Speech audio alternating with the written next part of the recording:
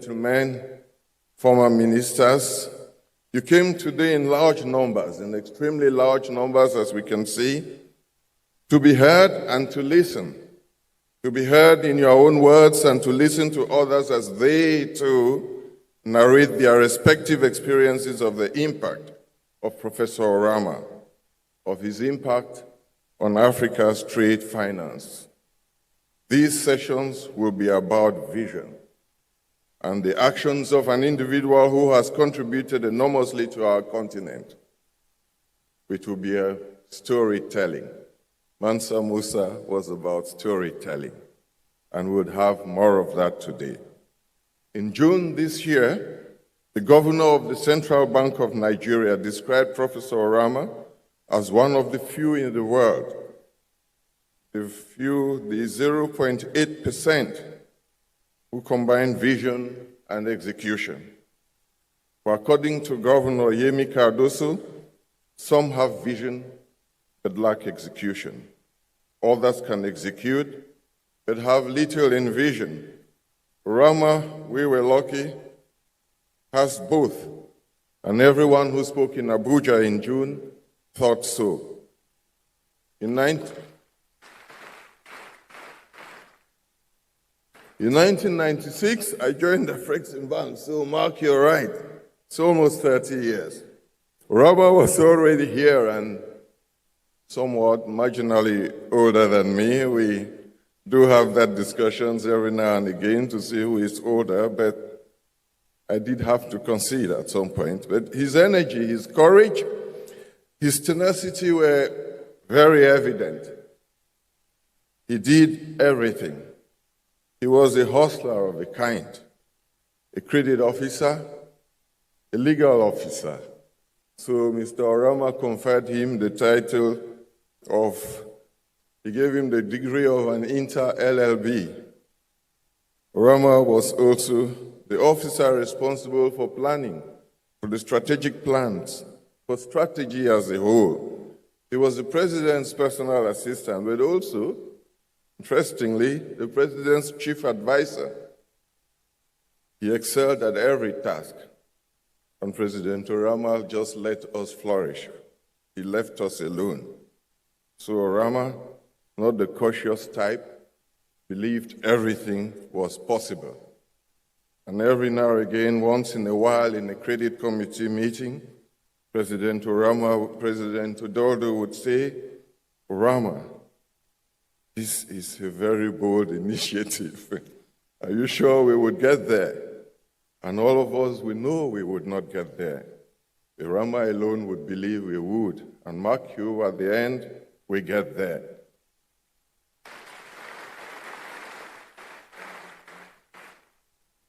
His rise to the top was therefore inevitable as the rising sun in the African tropics or in the Sahara Desert. Like me, he had the opportunity of learning from Mr. Edodu and Mr.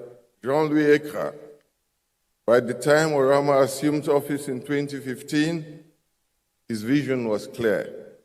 Building upon the foundations established by his predecessors, he sought to accelerate Africa's trade, to grow it in leaps and bounds, to grow it in scale and depth, by expanding some of the interventions and executing some of the very ideas I and others considered overambitious.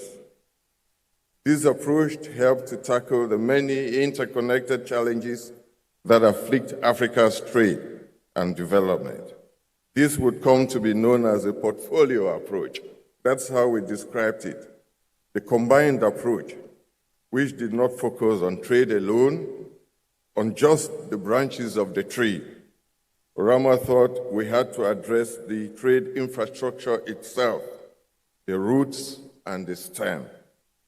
Under his leadership, brick by brick, Afreximbank and its willing partners build a solid foundation for enhancing intra-African trade.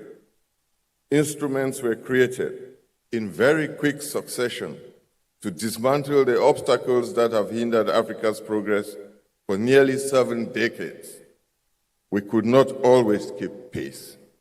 He confronted the challenges of Africa's industrial underdevelopment head-on, building on the work of those who came before us. From a relatively small institution with only $6 billion in assets in 2015, a few years earlier, it was just 105 million, not billion, 105 million. Afreximbank rapidly grew to over 40 billion. We're slightly above 40 billion today, and established itself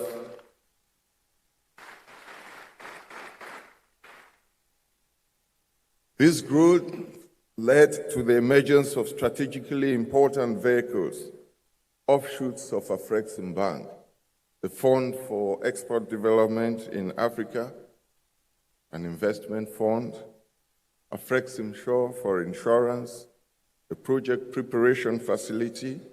We thought that was a very issue.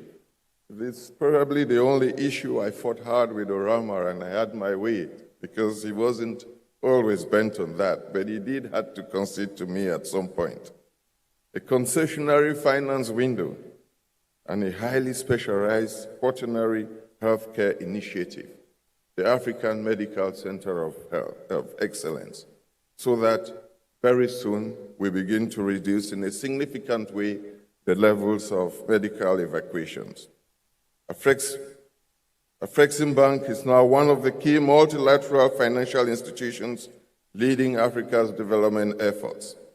It is the financial institution implementing the African Continental Free Trade Agreement and transforming the continent's industrial landscape. Oramah has turned the bank into Africa's development supermarket, an institution with a suite of solutions for our challenges to development. He has also turned decades and centuries-old political wishes into tangible gains for all Africans. The Africans in the diaspora can now confidently trace a route back to their ancestral home in Africa and take part in the growing economic opportunities. Those in the continent can also now join our sisters and brothers on the other side of the Atlantic. A few days ago, I told Oramah that each day we discover a new facet, a new face of him. We assume we have fully understood him, but like the Sphinx, he renews himself frequently, quite frequently, sometimes into something else completely. He's therefore a man of numerous facets. Today, you will hear these numerous descriptions of Oramah from the speakers.